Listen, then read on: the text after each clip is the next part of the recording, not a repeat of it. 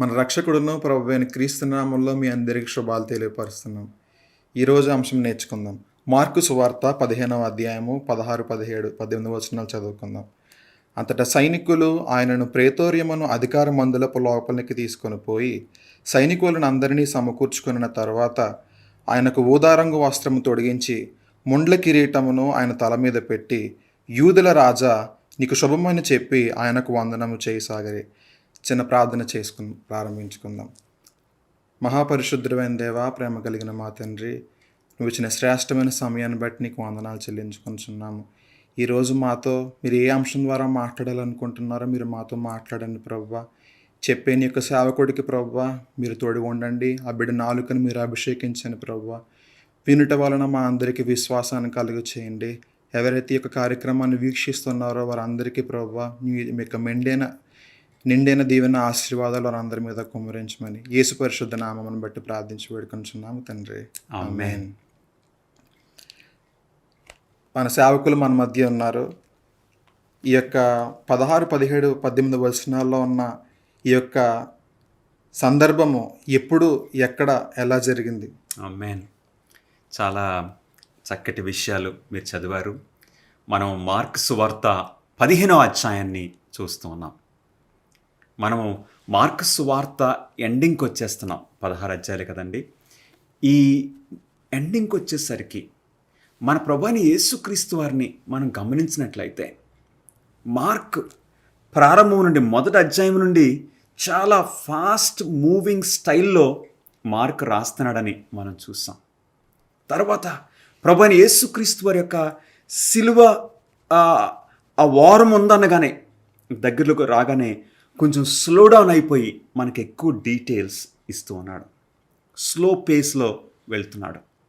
మన ప్రభువైన యేసుక్రీస్తు వారిని మనం గమనించినట్లయితే ఆయన ఒక బోధకుడిగా, ఆయన సముద్రమును గాలిని అణిచివేసే రక్షకుడు. దెయ్యాలు వణికిపోతున్నాయి, రోగములు పారిపోతున్నాయి, అంటే స్వస్థ పొందుతున్నారు రోగులు.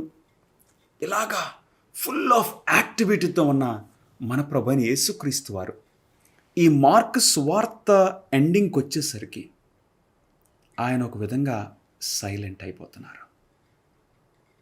సైలెంట్. ప్రత్యేకంగా మార్కు సువార్త 15వ అధ్యాయంలో ప్రభువైన యేసుక్రీస్తు వారు ఎక్కువ మాట్లాడట్లేదు. మనము మార్కు సువార్త 15వ అధ్యాయం మొదటి వచనం నుండి మనం చూస్తే పిలాతు అడుగుతున్నాడు, ప్రశ్న అడుగుతున్నాడు, ఏంటి నువ్వెవరువు అని ఇలాగ అడిగినప్పుడు, నువ్వు యూదుల రాజువేనా అన్నప్పుడు ప్రభువైన యేసుక్రీస్తు వారు he speaking less and less, తక్కువ. అంటే వారు ఆయన కొడుతుంటే ఆయన ఒక సైలెంట్ విక్టిమ్గా, నిశ్శబ్దంగా వదకు తేబడిన గొర్రె పిల్లవలే ఆయన భరిస్తున్నారు. ఎందు గురించి ఆయన నిశ్శబ్దంగా ఇది భరించాలి? ఆయన ఏ నేరమైనా చేశాడా? పిలాతు అడుగుతున్నాడు, ఆయన ఏ నేరం చేశాడు? What is his mistake? వారు ఏది కూడా చెప్పలేకపోతున్నారు. అవును, వారు సాక్ష్యాలు తెచ్చారు.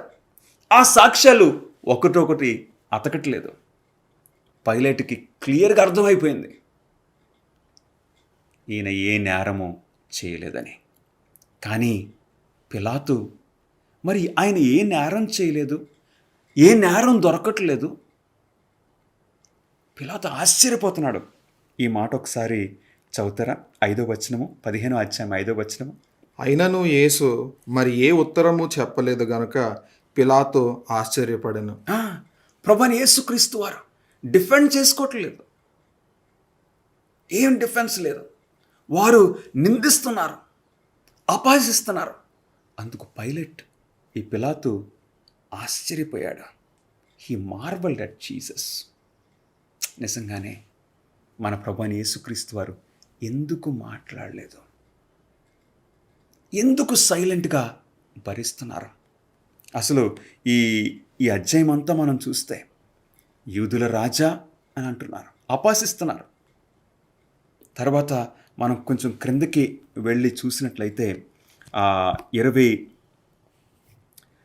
15వ అధ్యాయము 20వ వచనము మనం చూస్తే వారు ఒకసారి 19వ వచనం చూద్దామండి. మరియు రెల్లుతో ఆయన తల మీద కొట్టి ఆయన మీద ఉమ్మి వేసి మోకాల్లోని ఆయనకు నమస్కారము చేసిరి. చూడండి, ఇది అపహాసం. ఇది నిజంగా హృదయపూర్వకంగా వచ్చి చేస్తున్న ఆ గౌరవం కాదు, ఇది అపహాసం. He is not saying anything. ఆయన దీనికి అర్హుడు కాదు. ఇలాంటి ట్రీట్మెంట్కి మనం అర్హులము, ఆయన కాదు. ఎందుకు ఆయన భరిస్తున్నారు? 26వ వచనం కూడా చదువుతారండి. మరియు యూదుల రాజైన యేసు అని ఆయన మీద మోపబడిన నేరమును వ్రాసి పైగా నుంచిరి. ఆయన మీద నేరం పెట్టారు. 29వ వచనము. అప్పుడు ఆ మార్గమును వెళ్ళుచున్న వారు తమ తలలూచుచు, ఆహా, దేవాలయమును పడగొట్టి 3 దినములలో కట్టువాడా, శిలువ మీద నుండి దిగి నిన్ను నీవే రక్షించుకొనమని చెప్పి ఆయనను దూషించిరి. దూషిస్తున్నారు. నెక్స్ట్ 31వ వచనం అండి. అట్లు శాస్త్రులను ప్రధాన యాజకులను అపహాస్యము చేయుచు, వీడు ఇతరులను రక్షించెను, తను రక్షించుకొనలేడు. ఇతరులను రక్షించాడు, తను రక్షించుకోలేకపోతున్నాడు అని ఆయన్ని పొడుస్తారంటారు చూడండి, ప్రొవోక్ చేస్తున్నారు. కానీ వాట్ ఎ డిగ్నిటీ! మన ప్రభువైన యేసుక్రీస్తు వారు ఆ పరిస్థితుల్లో ఎట్లాగా సైలెంట్గా భరిస్తూ ఆయన ఒక కొండలాగా, ఒక బండలాగా ఆ డిగ్నిటీ, ఆ న్యాచురల్ డిగ్నిటీ మనం చూస్తూ ఉన్నాం. ఆయనతో పాటు సిలువేసిన వారు కూడా ఏమంటున్నారో ఒకసారి చూద్దాం. 32వ వచనము. ఇశ్రాయేలు రాజుకు క్రీస్తు ఇప్పుడు శిలువ మీద నుండి దిగిరావచ్చును, అప్పుడు మనము చూచి నమ్ముదమని ఒకరితో ఒకరు చెప్పుకొనిరి. ఆయనతో కూడా శిలువ వేయబడిన వారును ఆయనను నిందించిరి. ఈ అపహాసము, ఈ నిందలు, ఈ వెక్కిరింపలు, ఇవన్నీ కూడా మన ప్రభువైన యేసుక్రీస్తు వారు సైలెంట్గా ఆయన భరిస్తున్నారు. మనం చదువుతుంటేనే మనకు ఆశ్చర్యం కలుగుతుంది. ఎందుకు ఆయన సైలెంట్గా భరిస్తున్నారు? ఎందుకో తెలుసా? నీ రక్షణ నిమిత్తము, నా రక్షణ నిమిత్తము. శిలువ మీద నుండి దిగిరా అంటే ఆయనకు ఒక క్షణం కూడా అవసరం లేదు. He can come. ఆయన నీ గురించి, నా గురించి భరిస్తున్నారు. ఇతరులను రక్షించాడు, తాను రక్షించుకోలేకపోతున్నాడు. ఆయన ఎందుకు దిగిరాలేదంటే he is in the business of saving people. ఇతరులను రక్షిస్తున్నారు కాబట్టి, ఇతరులను రక్షించడానికి ఆయన సింహాసనం విడిచి పరలోకం నుండి ఇక్కడికి వచ్చారు కాబట్టి తాను రక్షించుకోవట్లేదు. ప్రత్యేకంగా ఎప్పుడైతే ఈ పిలాతు ప్రభువైన యేసుక్రీస్తు వారిని ఇక సిలువేయటానికి అప్పగించేశాడో, పిలాతు ఎందుకు అప్పగించాడంటే తన పదవిని కాపాడుకోవటానికి, ఈ యూదులను మెప్పించడానికి. ఏదో రోజున నేను ఈ రోమా సామ్రాజ్యానికి కైసరు కావాలి, చక్రవర్తి కావాలి, అప్పుడు వీళ్ళ సపోర్ట్ నాకు దొరుకుతుంది, కాబట్టి వారు అడిగింది నేను చెయ్యాలి. గమనిస్తున్నారా ప్రియ స్నేహితులారా? నీ పదవి కాపాడుకోవటం కోసం, నీ ధనం కాపాడుకోవటం కోసం, నీ గౌరవం కాపాడుకోవడం కోసం యేసయ్యను నీవు అప్పగించినట్లయితే, విడిచిపెట్టినట్లయితే అది ఏమీ లాభము?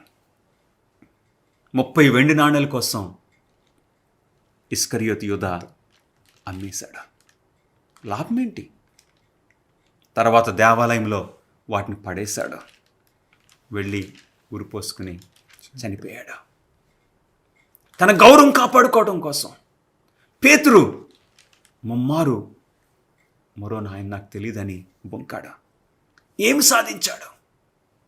యేసుక్రీస్తు వారిని మనం తిరస్కరించినట్లయితే we end up in darkness. అంతే, మనం చీకటిలోనికి, కటిక చీకటిలోనికి దిగిపోతాం.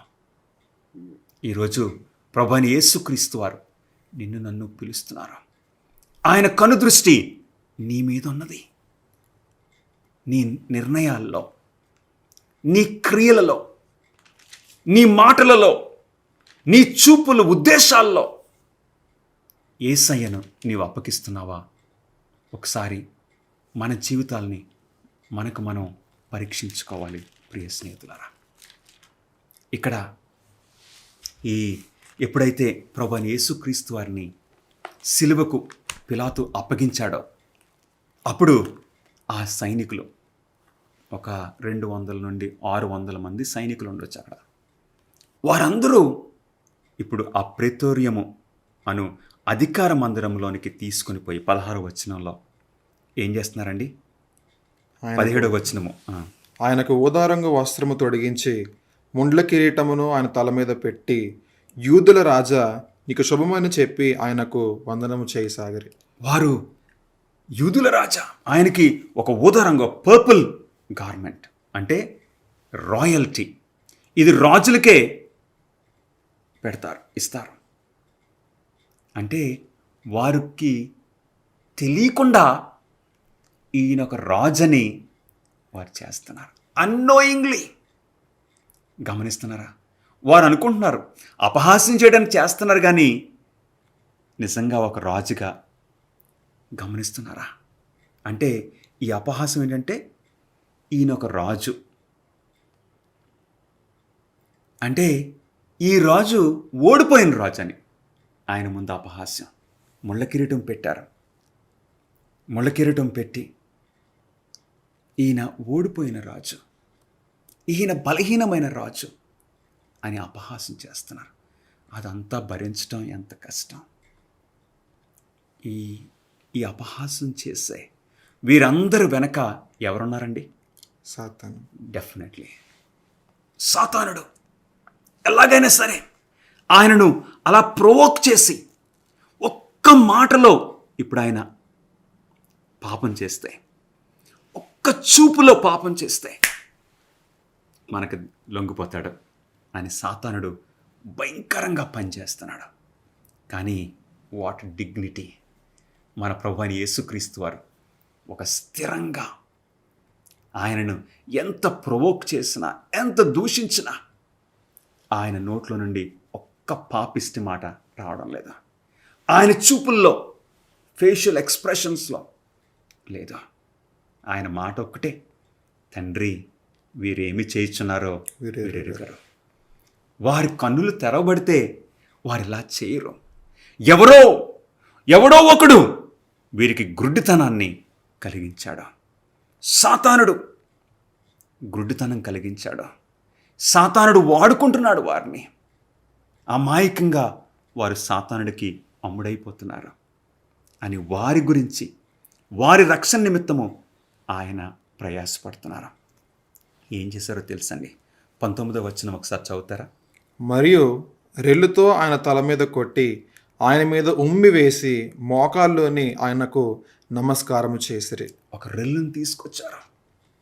అంటే ఒక సెప్టర్, అంటే ఒక కర్రను తీసుకొచ్చారు. తెచ్చి, ఇదిగో నీ సెప్టర్, నువ్వు రాజు కదా. సెప్టర్ అంటే ఆ రాజదండం అంటే అధికారం. ఇప్పుడు ఆయన దగ్గరికి పిచ్చి ఆయన కొడుతున్నారు. ఆయన చేతుల్లో పెట్టారు. ఇదిగో నీ రాజదండం. అంటే రాజదండం అంటే అధికారానికి గుర్తు. ఇంకొక మాటలో వీరు ఏమంటున్నారంటే, నీకు అధికారం లేదు, నీకు రాజ్యం లేదు, నీకు ముళ్ళ కిరీటం. ఏ విధంగా అపహాసిస్తున్నారు. వారు అనుకోకుండా, గ్రహించకుండా ఆయనకు రాజదండం ఉన్నదని వారు తెలియచేస్తున్నారు. అవును ప్రియులరా, మన ప్రభువైన యేసుక్రీస్తు వారు ఈ భూమి మీద ఉన్నప్పుడు బంగారు కిరీటాన్ని ఆయన అంగీకరించలేదా? ఎందుకంటే శిష్యులు, జనసమూహాలు కలిసి ఆయనకు బంగారు కిరీటం పెట్టడానికి ప్రయత్నం చేశారు. ఆయన అంగీకరించలేదు. ఒకసారి యోహాను సువార్త 6వ అధ్యాయానికి మనం వెళ్ళి చూద్దాం ప్రియులరా. యోహాను సువార్తలో ఈ ప్రాముఖ్యమైన విషయాన్ని యోహాను మనకు రాస్తూ ఉన్నాడు. యోహాను సువార్త 6వ అధ్యాయము 14-15 వచనాలు ఒకసారి చదవండి. ఆ మనుష్యులు యేసు చేసిన సూచక్రియను చూచి నిజముగా ఈ లోకమునకు రాబోవు ప్రవక్త ఈయనే అని చెప్పుకొనిరి. రాజుగా చేయుటకు వారు వచ్చి తన్ను బలవంతముగా పట్టుకొనబోచున్నారని యేసు ఎరిగి మరలా కొండకు ఒంటరిగా వెళ్ళెను. అవునండి, ఆయన రాజుగా చేయబోతున్నారు. ఇది ఎప్పుడు జరిగింది జ్ఞాపకం ఉన్నదా? 5 రొట్టెలు 2 చిన్న చేపలు 5,000 మందికి. పంచిపెట్టు. ఆ రోజంతా ప్రభు బోధించారు, ఎన్నో అద్భుత కార్యాలు చేశారు. ఇక దానికి క్లైమాక్స్గా 5 రొట్టెలు 2 చిన్న చేపలను 5,000 మందికి ఆయన మల్టిప్లై చేసినప్పుడు, పంచిపెట్టినప్పుడు ప్రజలు ఎక్సైట్ అయిపోయారు. అబ్బా, ఇలా ఈయన కోసమే రాబో రాజు ఈయనే, కాబట్టి ఈయన రాజుగా చేయడానికి యోహాను సువార్త 6:15 రాజుగా చేయుటకు బలవంతం చేయటం ప్రభువైన యేసుక్రీస్తు వారు ఆ రోజు అంగీకరించలేదు ప్రియులారా. ఆయన ఒక బంగారు కిరీటాన్ని, ఆ పదవిని, సింహాసనాన్ని ఆయన అంగీకరించలేదు. He is truly king. మరి ఆయన ఏం అంగీకరించారు? ముళ్ళ కిరీటాన్ని అంగీకరించారు. నీ రక్షణ నిమిత్తమో నా రక్షణ నిమిత్తమో ఆయన ఒక ముళ్ళ కిరీటాన్ని అంగీకరించారు. ఈ అపహాసమును భరిస్తున్నారు. అవును, ఇక ఆయన్ను కొట్టారు. పిలాతు ఆయనను దండనకి అప్పగించాడు. ఆ కొట్టడం ఎలా ఉంటుందో మనకు డిస్క్రిప్షన్ చదివితే మనం భరించలేము. బట్టలన్నీ తీసేస్తారు. ఆ వ్యక్తిని ఒక ఇలాగ నిలువుగా ఉన్న ఒక స్తంభాన్ని పట్టుకోమంటారు. ఇంకప్పుడు వారు 2 సైనికులు ఆ కొరడాలో, ఆ లెదర్ బెల్ట్ లాంటిది, ఆ చివరిలో ఇక ఇనుము అవి ఉంటాయి, గ్లాస్ పీసెస్. ఇక ఆ ముళ్ళులాగా ఉన్న దాన్ని 2 కొడతాం మొదలు పెడతారు, ఒకరు తర్వాత ఒకటి అంటే వాళ్ళు 39 కొడతారు. అవును ప్రియులారా, ఒకటి భరించడమే కష్టం. ఎందుకంటే ఏమవుతుందంటే అది చర్మానికి వెనకాల తగలగానే చర్మము ముద్దల్ని బయటికి లాగుతుంది. మనం ప్యాషన్ ఆఫ్ క్రైస్ట్ సినిమా చూసాం. దానికి ఆ ప్యాషన్ ఆఫ్ క్రైస్ట్ సినిమా తీస్తున్నప్పుడు యేసుక్రీస్తుగా నటిస్తున్న ఆయనకి వెనకాల ఏం చేశారు తెలుసండి? ఒక ఇనుము షీల్డ్ పెట్టారు. నిజంగా రోమా సోల్జర్స్ని పెట్టి కొట్టిస్తున్నారు. ఒక టైంలో ఆయన చెప్తాడు, అది కింద పడిపోయింది.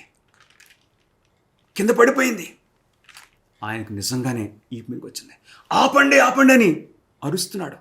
వాళ్ళకేమీ ఇంగ్లీష్ రాదు, లాటిన్ భాష వచ్చు రోమా సైనికులకి. అదొక ట్రాజిడీ అయిపోయింది.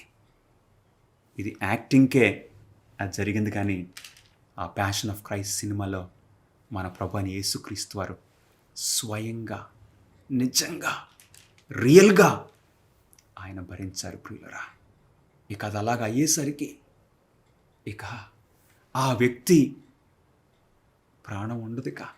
అంటే ఇక ఫెయింట్ అయిపోతారు. ఇప్పుడు ఏం చేశారు? మార్క్స్ వార్తలో అలా చేసిన తర్వాత వారు ఏం చేశారు?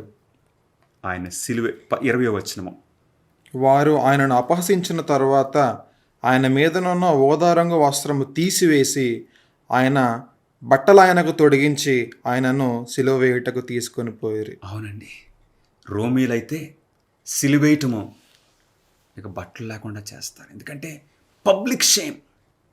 కానీ యూదుల దగ్గరికి వచ్చేసరికి ఈ కన్సెషన్ వారు ఇచ్చారు, బట్టలు తొడిగించారు.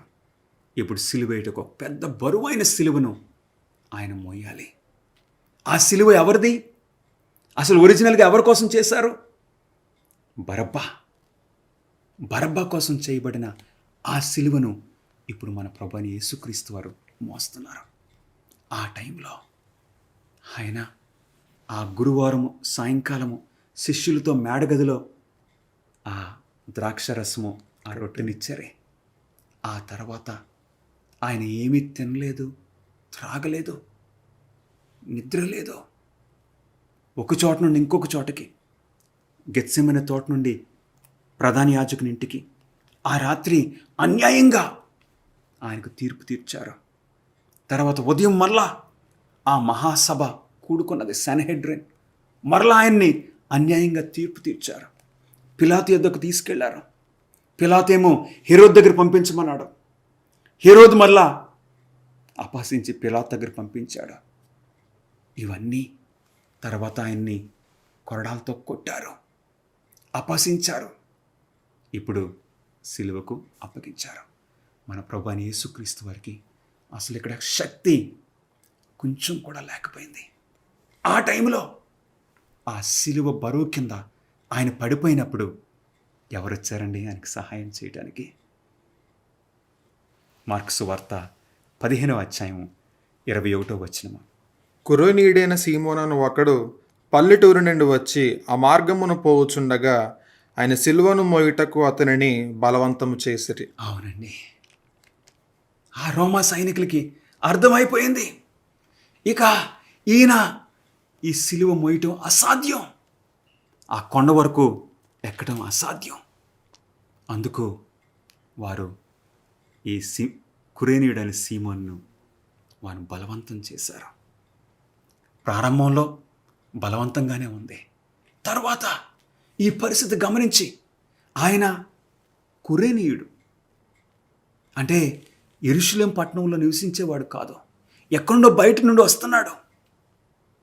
ఆయన గమనించి ప్రభువైన యేసుక్రీస్తు వారి సిలువను మోసాడు.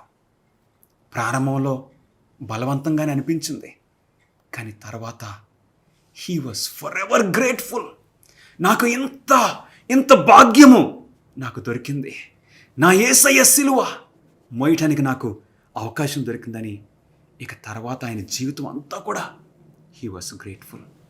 ఈ రోజున నీవేదైనా సిలువను మోస్తున్నావేమో, ఏదన్నా భరిస్తున్నావేమో ప్రియ సహోదరుడా, సహోదరి.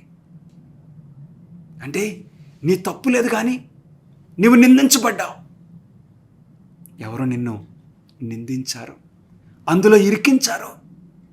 ఇప్పుడు నీవు ఆ నిందను భరిస్తున్నావు. స్టార్టింగ్లో ఎందుకు ఇదేని నీకు అనిపించుండొచ్చు.